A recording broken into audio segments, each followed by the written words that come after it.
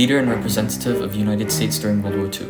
He was the man responsible for initializing the use of nuclear warheads on Japan. Was it the right decision, or should President Truman not have used them? On that point, should mankind have ever gone this power, and will this bring about the end of the war? So let's take it back 90 years ago, when nuclear fission first got discovered by Enrico Fermi. He was a scientist born in Europe, but later migrated to America to become one of the most important scientists working on the Manhattan Project.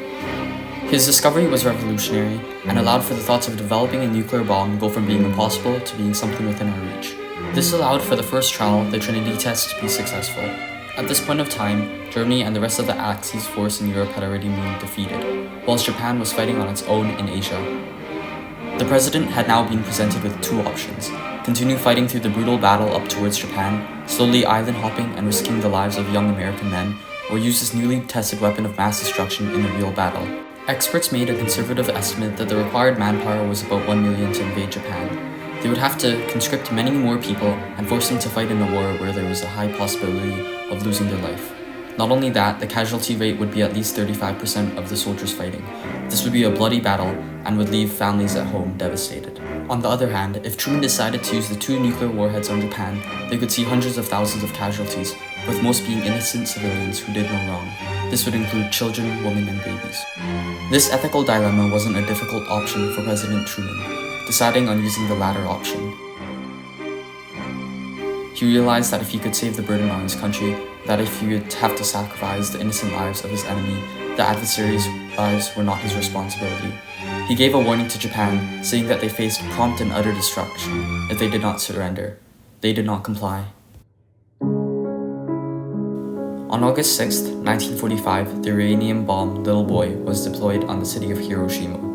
Thousands perished in a blink of an eye, with families torn apart and millions suffering from the consequences. Later that week, on August 9, 1945, the plutonium bomb, Fat Man, was deployed on Nagasaki. 4.4 square miles were instantly flattened, with it only taking 43 seconds to destroy the city. 100,000 people were caught in the crossfire, and America threatened to use more nuclear bombs. This brought about the unconditional surrender of Japan. The scientists only now realized the consequences of their actions. This weapon of mass destruction could possibly bring about the end of the world if the enemies were able to get their hands on it.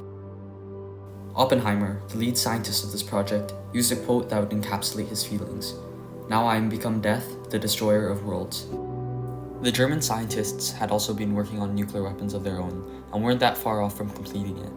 If the Germans had completed its construction, would they have used it on America?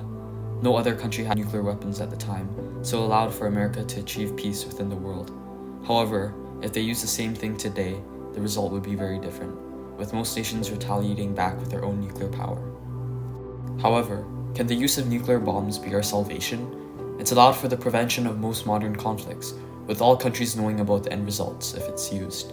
Not only that, the casualties on both sides were a lot less if they had decided to slowly invade upwards. It also ended the long-fought war, keeping the American side's casualties as minimal as possible. So why is this historically significant? If we don't set the baselines on what the expectations for nuclear weapons is, it could end with a disaster. Understanding the gravity of the situation and realizing that this is potentially world-ending is what causes this to be such a modern, major topic. It affects everyone, and we are all at risk of it. To this day, President Truman's decision to use nuclear warheads are widely debated, and if nuclear bombs should be kept within this world. So, what do you think? Should nuclear bombs be allowed in this world? Should nuclear energy be allowed at all?